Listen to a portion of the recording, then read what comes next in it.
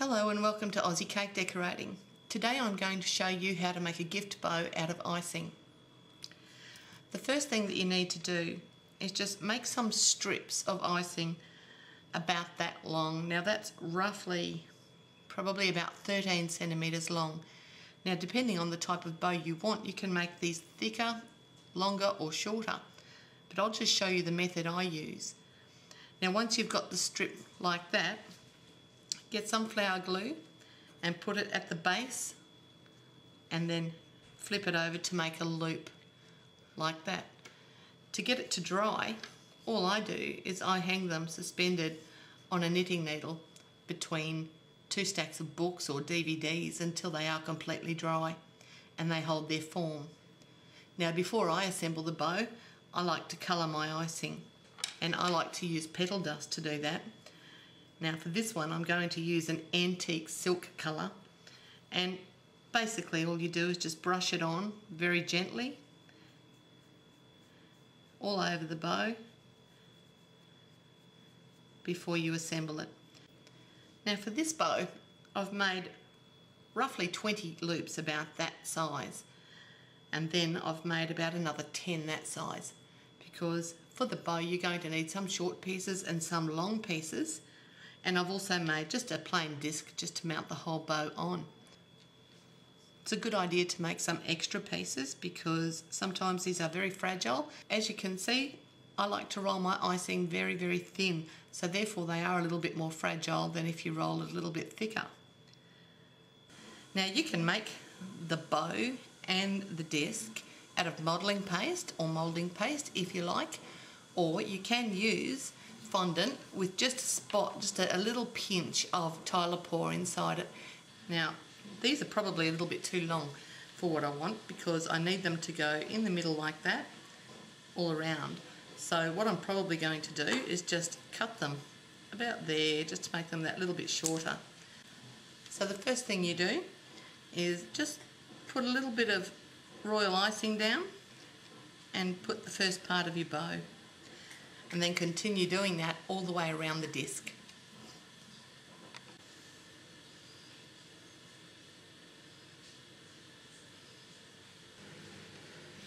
So when you get the first layer done like that, just let the royal icing dry before you go on with the next round.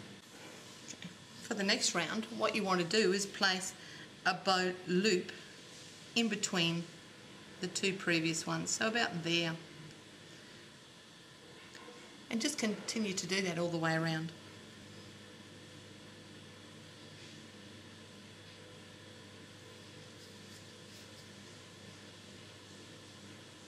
Now what you can do is use another loop just to prop that up until the royal icing dries. So as you can see, I'm just using other loops to prop up that second row so that they don't droop down until the royal icing's had a chance to set. And while that second row is setting, I like to get a little bit of royal icing and just neatly go over and reinforce those joins just to make sure that nothing falls apart when I'm going to assemble it. And just keep going round and round with your loops, just getting smaller every time so that you're trying to get a complete dome shape to your bow. And just give it a bit of time in between to dry with the royal icing. Don't forget to use other loops just to prop them up a little bit while they're drying in the shape that you want.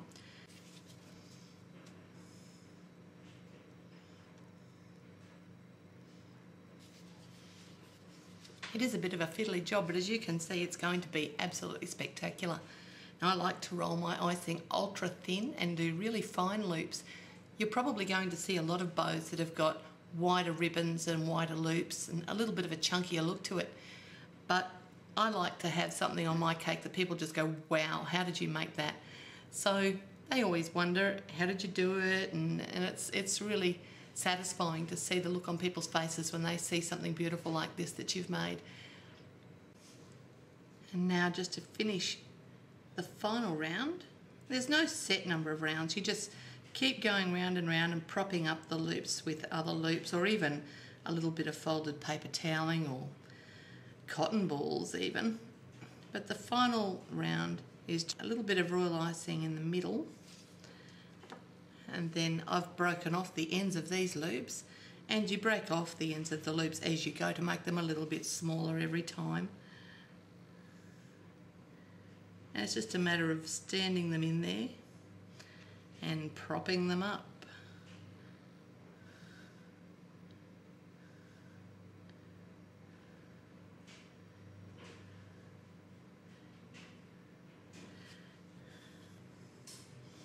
Just like that.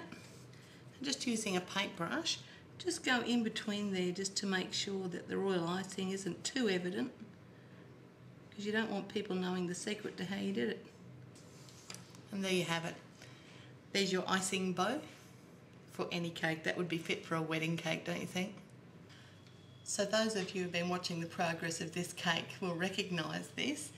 This is the cake that I've previously made. I've got the recipe for the Christmas cake itself, how to do cornelli, how to flood the board, how to mount the cake and cover the cake on the board, and all of those recipes are previous in the series of cake decorating. Okay, the next thing in the progress of this cake that I want to show you is how to put the bow on the cake, and it's very, very simple. I just choose where I want to put it, and I think I'm going to place it off centre. You just put a big blob of royal icing where you want the bow. That's about enough. And just very gently, because my bow isn't even set yet, and you just centre the bow on the blob and just gently apply some pressure. Don't go breaking your bow now. And there you have it. That bow is affixed to the cake, and as the royal icing dries, that will hold in place nicely.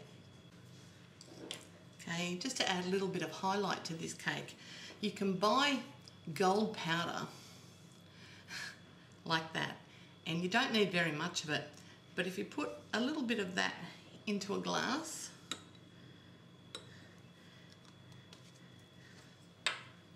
just add a little bit of cake decorating alcohol, which it's easily bought in cake decorating shops, or if you don't have any or you can't find any, just use pure vodka or even gin. So I just add a tiny little bit, and as you can see, it turns to liquid gold very quickly. Mix it around with your paintbrush. And what I want to do is just add some highlights to the edge of the ribbon. So just go around the edge with your paintbrush very carefully.